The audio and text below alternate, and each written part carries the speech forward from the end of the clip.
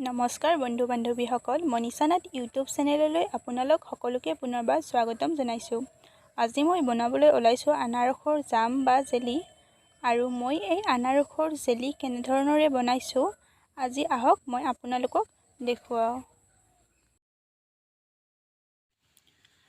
আনাৰসৰ জেলি অৰ্থাৎ জাম বনাবলৈ মই লৈছোঁ 3টা আনাৰস। এই 3টা সৰু সাইজৰ আনাৰস হয় আৰু মই এনেদৰে পকা পকা আনাৰস লৈ লৈছোঁ। এয়া মই আনাৰসৰ দুয়োটা মূৰ কাটি কেনে এনেদৰে ভালদৰে বাকলিবিলাক কাটি লৈছোঁ আৰু ইয়াত যিবিলাক চকু আছে সেইবিলাকো মই এনেদৰে ভালদৰে কাটি লৈছোঁ। এয়া মোৰ গোটেইকেইটা কাটা হৈ গৈছে।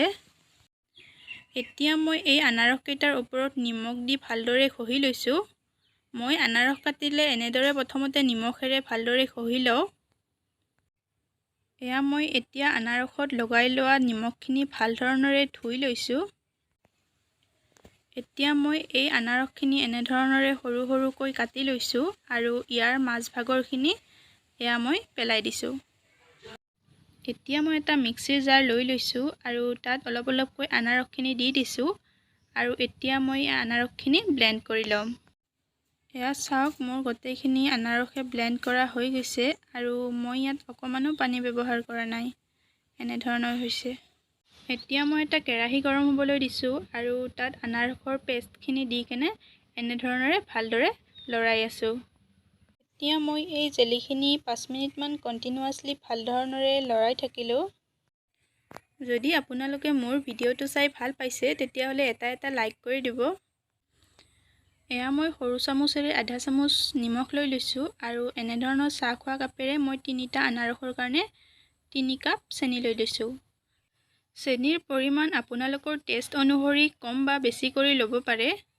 এতিয়া মই এই চেনিখিনি আনাৰসৰ লগত মিক্স হৈ নোযোৱালৈকে মই এনেদৰে লৰাই থাকিম আৰু এয়া চাব পাৰে চেনিখিনি লাহে লাহে গলি যাবলৈ ধৰিছে। এয়া আনাৰসখিনিত চেনি দিয়াৰ পিছৰ পৰা 10 মিনিটমান লৰালোঁ আৰু এয়া চাব পাৰে লাহে লাহে গাঢ় হ'বলৈ ধৰিছে। জেলিখিনি ভালদৰে গাঢ় হোৱাত তাত মই 2 চামুচ নেমুটেঙাৰ ৰস দি দিছোঁ আৰু নেমুটেঙাৰ ৰস দিলে এই জেলিখিনি বহুদিনলৈকে ভালে থাকিব। এয়া জেলিখিনি হৈ গৈছে। মই ইয়াতকৈ আৰু বেছি গাঢ় নকৰোঁ কাৰণ ঠাণ্ডা হ'লে এনেও আৰু গাঢ় হৈ পৰিব। আৰু এতিয়া মই গেছটো অফ কৰি থৈ দিলোঁ আৰু এই জেলিখিনি অকণমান ঠাণ্ডা হোৱাত মই এটা কাঁচৰ বটলত ভৰাই থৈ দিম আৰু ভালদৰে ঠাণ্ডা হ'বলৈ দিম। এয়া চাওক, মই আপোনালোকক দেখুৱাই দিছোঁ কিমান ধুনীয়া হৈছে জেলিখিনি আৰু এইখিনি কালিলৈকে যেতিয়া ঠাণ্ডা হ'ব তেতিয়া ধুনীয়া ডাঠ হৈ পৰিব। যদি আপোনালোকে মোৰ এই আনাৰসৰ জাম বা জেলিৰ ভিডিঅ'টো চাই ভাল পালে তেতিয়াহ'লে ভিডিঅ'টো লাইক কৰিব, কমেণ্ট কৰিব, শ্বেয়াৰ কৰিব, ছাবস্ক্ৰাইব কৰিব, লগতে থকা বেল আইকনটো প্ৰেছ কৰি দিব। ধন্যবাদ।